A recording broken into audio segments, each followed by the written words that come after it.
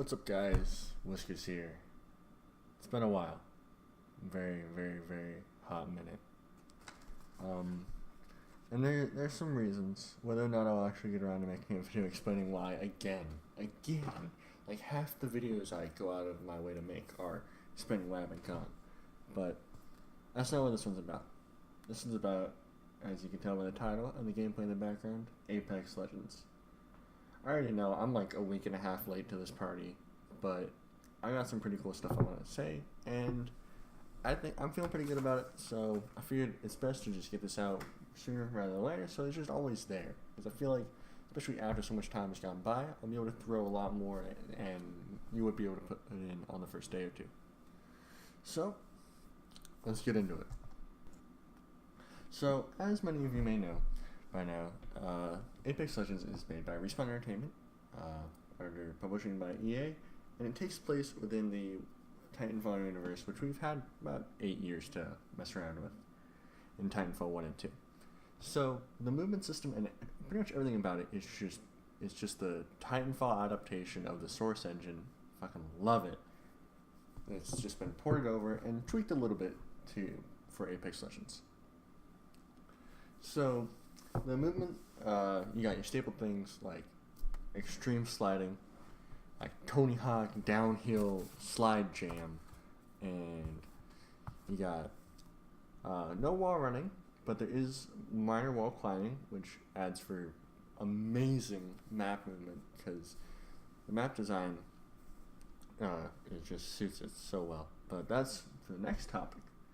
So you got amazing sliding, sprinting, just general great control. The game feels great to play, especially with how much maneuverability and control you have over your character.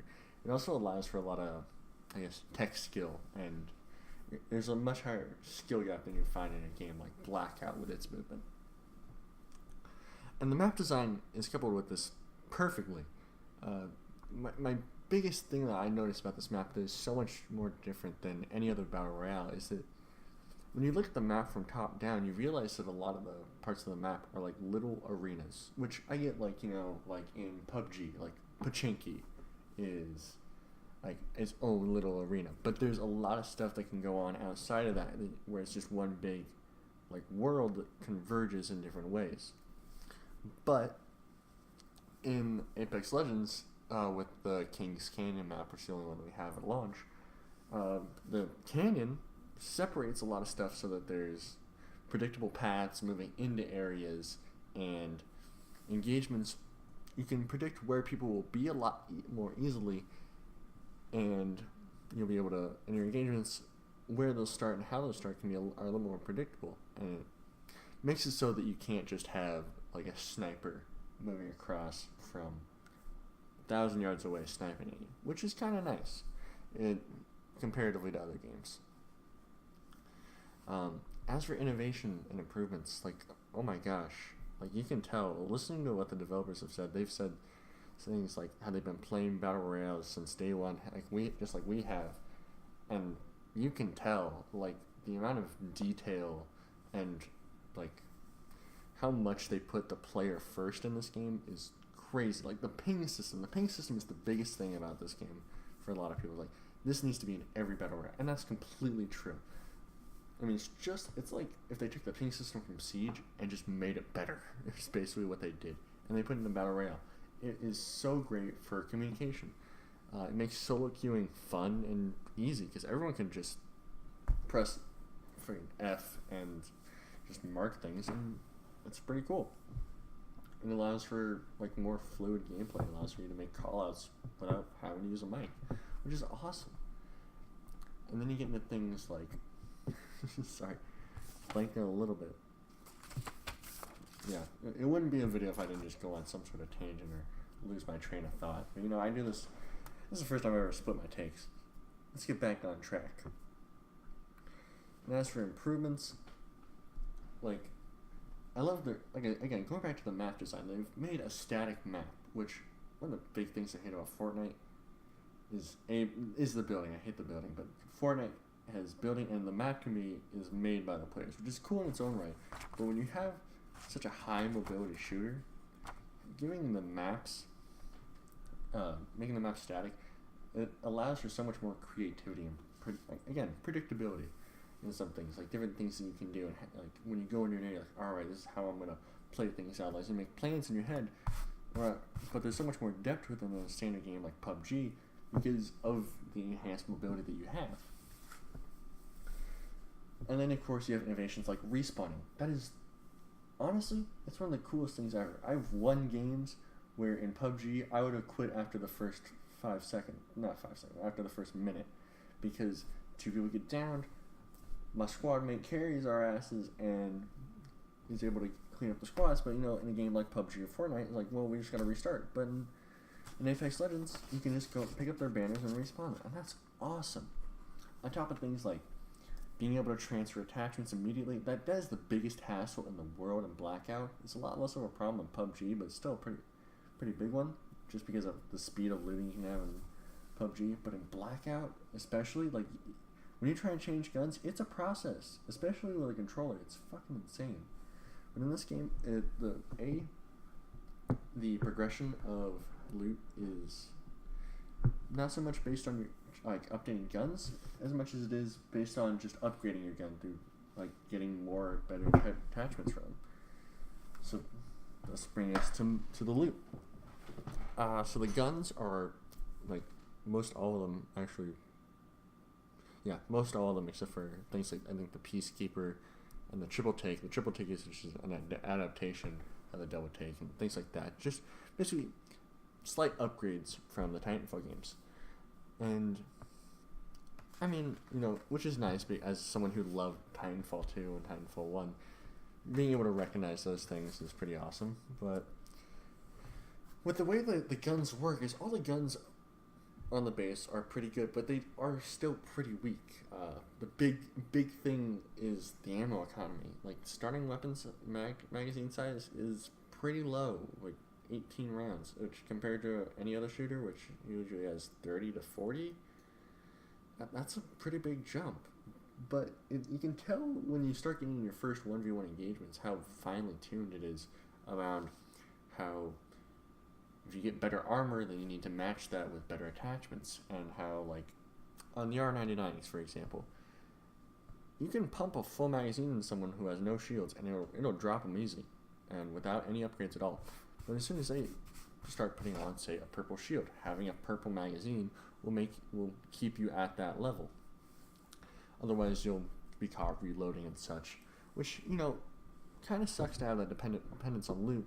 But at the same time, it is also better than having major shifts in what you're using and such.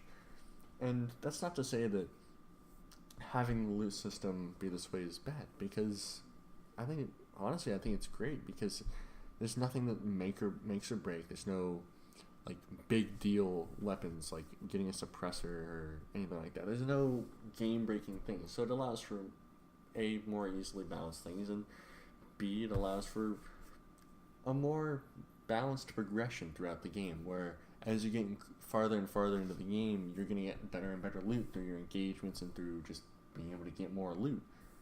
And you don't notice that as much in other games where, in PUBG, you can be stuck with a level 1 helmet for the entire game and it can end up costing you the final circle.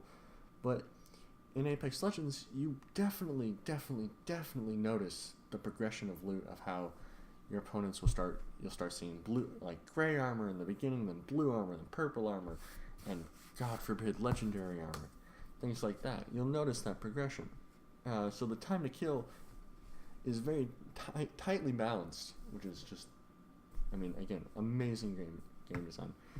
And plus, on top of that, you can't forget to mention things like the utility items like arc stars, which are cool, thermites, which create a wall of fire instead of just just splash. So which can have some cool utility in being able to block off doorways and stuff. And of course you got frag grenades and such too, which you need some crazy snipes. And the final thing, just to tie the game together, is the characters. The Apex Legends, kind of their namesake. I got one amazing thing to say about this is that there's nothing that's super overpowered, at least right now. The only underpowered character is Caustic, just because he doesn't deal that much damage, which is good. I feel like if he had dealt too much damage, it would be like pay to win, pay to win, pay to win, pay to win, and it would just. They played it very safe with the characters, but you can tell that there's a meta forming, and this is kind of what I think is going to make or break the game, because the gameplay itself definitely has legs. The gameplay can stand up on its own, but the characters, and if the meta gets stale, I can see it getting pretty boring for some people, and that's where I think player numbers will taper off. But as long as they keep the characters interesting and with consistent balance updates and such, like they've said they're going to be doing, I don't think we'll have to worry about that. But again, these characters do have like a lot of abilities that you can see from the Titanfall games, and again, I think that's pretty cool. Like Wraith is one of my favorite. Wraith and Pathfinder are two of the coolest characters because they have abilities directly taken from the Titanfall universe, being grapple and phase shift. Phase shift is fucking awesome. That's like all I used in Titanfall 2 until I realized it was cheap as hell. But that's besides the point. And just to close it out, I fucking love Respawn, man. Like, they've made some of my favorite games. Like Titanfall 2, that game is so addicting. I wish it was bigger on PC. And I wrote a tweet about this that I guarantee no one fucking saw, saying that I re-downloaded Titanfall 2 recently, about 2 weeks ago. And then a few days later, I look at my phone and I see Jack Frags releases Apex Legends Titanfall Battle Royale. And I'm like, oh my god. Like, this is the game I've been waiting for. Titanfall 2 is just such an addicting gameplay formula, and putting that in a Battle Royale with just constant action and just amazing attention to detail, and not to mention, like, I gotta splurge about this. The Source engine and their use of cell shading is amazing. Like, I know that the Source engine is really old, but they did a really good job using it. And I think Respawn is one of the best development companies out there. It's ex-COD, Infinity Ward developers, which, I mean, much praise to them. And for making this business and surviving under EA. This is the best game on EA's platform right now that I can think of. I mean, Battlefield 5 kind of flopped, and Anthem is still yet to come out, but that's the one big concern is EA, and I think that Respawn dodged a bullet because, I mean, myself, just like many others, when we found out that EA was taking more control over Titanfall, we were scared. But having seen this, it's a nice breath of fresh air. I know this video is a little bit long-winded, just like all my other videos. It just kind of tangents, it splits off, there's breaks and such, but no, I just kind of, whenever I write a script, it never goes exactly as I plan, and I just wrote down some bullet points, and I just want to spitball it and get this video out here for you guys. I know it's hella late and still kind of all over the place, and trust me, I'm gonna do my best to get some more footage for you guys, go more in depth on some things, like especially the movement and map design and characters, of course, as well. But seriously, it's good to be back. I had some moves going on where I was saying I was going to stream once I moved, but once I moved, I didn't want to stream anymore. And again, it's just really good to be back. So thank you so much, guys, for sticking around and watching this video all the way to the end. I know this has been kind of a trip, but still, thank you guys so much, and make sure to subscribe if you want to see more Apex Legends content. Leave a like if you enjoyed, dislike if you didn't, no shame in doing that, and until next time. See you.